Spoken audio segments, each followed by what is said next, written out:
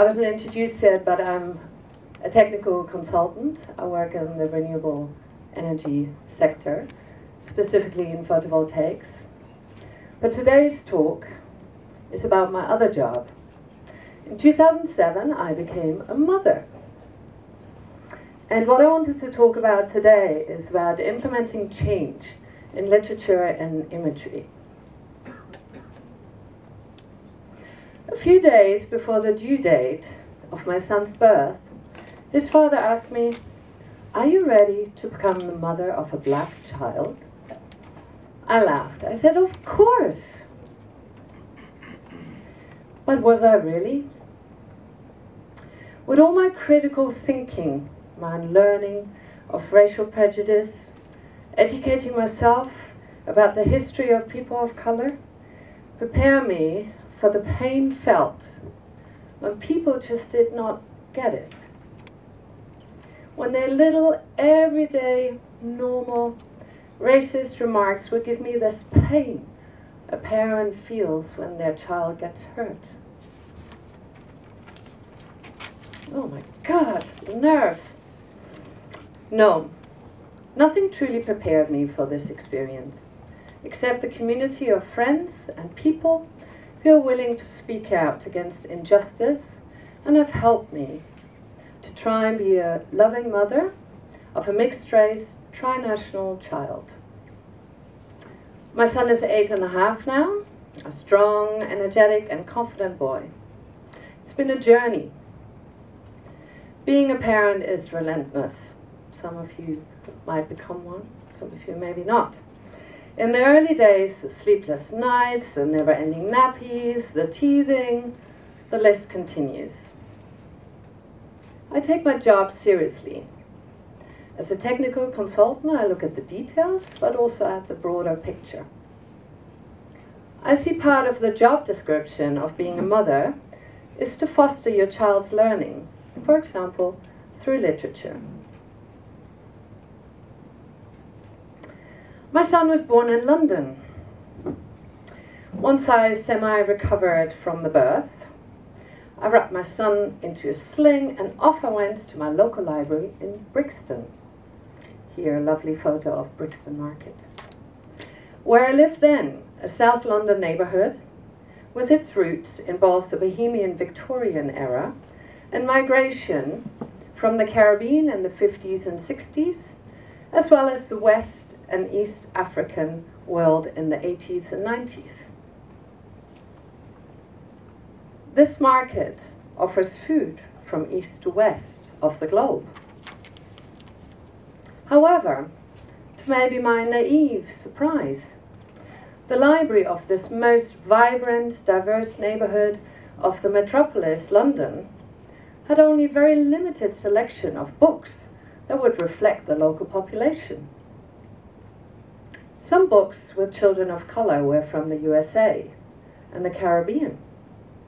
Books from the UK sometimes featured a child of color, but hardly ever in the lead. When I spoke to the head librarian, she informed me that she orders every single book featuring children of color that is available from the National Library's book list, but that is all she can do. I realized that finding books for my son that would feature people of color would involve more and additional effort and determination. I felt strongly about it because I wanted him to find himself in his books, see positive images of himself reflected in books he was reading or I was reading him. Providing him with these images was part of giving him confidence in having a place in this world. Off I continued on my mission, and I went to a small shop in the market with gifts, toys, and books from the Caribbean and Africa. There I found some literature with children of color being center stage, with families of color being center stage. So here's two examples, Handa's Hen and What's Cooking Jamala. So one from South Africa and one from Ghana. Trips to visit family in the USA would always involve a trip to a bookshop, But also there was often limited choice depending on which neighborhood you were in. I was always in support of my son growing up with my childhood's language, being part of his daily life, even when living in other countries, far away. So what diverse books were available in that language? In my hometown, Freiburg, in southern Germany, where I still regularly go to visit my mom, there is a strong left-wing and green culture. One of the surviving heyday legacies is a lefty-type bookshop. However, when visiting the bookshop and looking for children's books featuring children of color, the result was zero. The embarrassed staff and acquaintance said that they work hard to find books that feature girls in the lead, lesbian and gay families, and so forth. But even then, their diversity section was rather small. So I went online and found the Association of Binational Families, with children book reading suggestion lists in the Afro-German section. The list was great to have, but I knew it would not suffice my son's ever-expanding hunger for books. So here's a nice example I found. Mama Ganser and the Story of the Tooth. So one day, I got up my own childhood favorite, Pippi Longstocking by Astrid Lindgren. So I couldn't find my copy, so this is a copy from the local library in my neighborhood in the Pipe. But when rereading it to him, I stumbled across a description of her dad being the king of the Negroes and her going to Takatukaland, visiting the Negro children. I put the book down and stopped reading.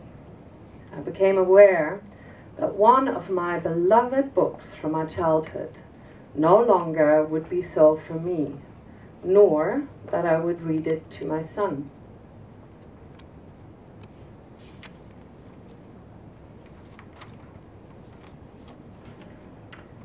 When my son started being able to read himself, another of my childhood favorites came along, Asterix and Obelix by Goscinny and Uderzo. Probably all of you have looked at it at least once. However, now I could clearly see a pattern when seeing the image of the black pirate. I couldn't put it on there, for I didn't have time to ask the publisher. So the two white Belgians who wrote the very funny comic strip, I very much like it, did not create their own caricature when portraying the black pirate or other black people, like they did of the white people in the book, but instead Uderzo, the illustrator, used the same portrayal as the illustrator for the Astrid Lindgren book from my childhood in the 1970s, or other children's stories books from back then, such as the Gollywog here from 1977, or another one from created originally in the 30s, Tintin in the Congo. When looking deeper into the origin and history of this image of black people with large lips, pointy eyes, very often with golden earrings, and a big afro, it took me to the 19th century, the end of slavery in the US, and Europe and its colonies, and the start what is also called the blackface era. It was the start of inventing, or branding, the image of the happy but not very bright former slave with large red lips, the golden earrings, and the fluffy hair, which then was spread widely in the Western world as the dominant and acceptable image of black people. When moving to the Netherlands a few years ago, we did not know what phenomenal display of blackface would enter our world around mid-November to December 5th, Zwarte Piet or Black Peter. A Dutch version of the same image as seen in the other children's books, ranging from the 1930s to the 1970s. Again, a black man with big eyes, large red lips, and golden earrings that helps his white master on a horse. My son was 2.5 when we moved, and at his nursery we had a talk with the 2 white ladies running the nursery about the tradition and their take on it. They informed us that celebrating Sinterklaas and Zwarte Piet formed an important part of Dutch society, which is why they celebrated it. My son's father commented to that, "As a descendant of slaves, there is nothing celebratory for me in it. Our son was always sick on the day of the celebration." So why is a change in imagery that includes all of us in a respectful way so slow? Is it because the same images are passed on from generation to generation? Is it because change means giving up something from our own childhood? Is it because of being afraid of the new or the other? Or is it simply about power? I can do whatever I want. I do not need to change for someone else.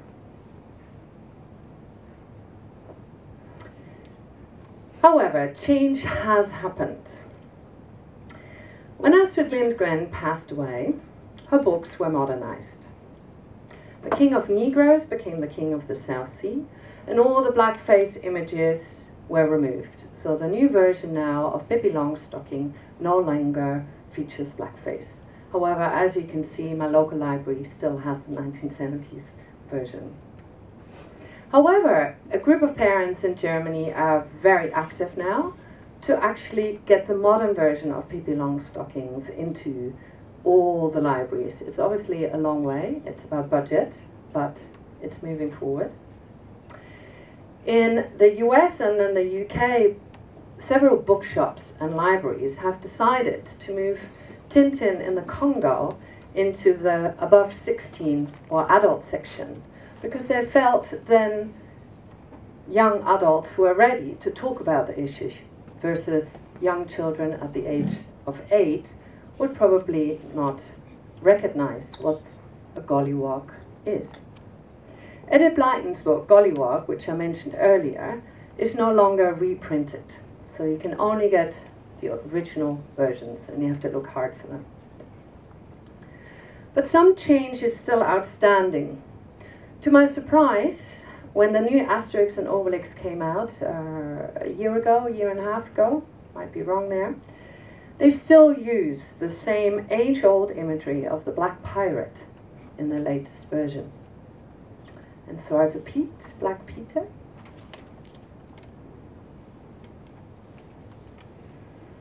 Now, over to you. As a closing remark, I hope I have managed to capture your attention on my personal journey, which is interlinked with the big topic. And as a closing remark, I would like to ask you 3 questions. So think about the last 5 pieces of literature, books, graphic novels you have read. So just make a list in your head. Was a person of color in the lead in any of your 5 books? Did the books feature any people of color? And what was their image? Was the image positive, or were they the villain? Was it a negative image? And would you say that the list of your last 5 readings truly reflects the diversity of humanity? Thank you very much for listening.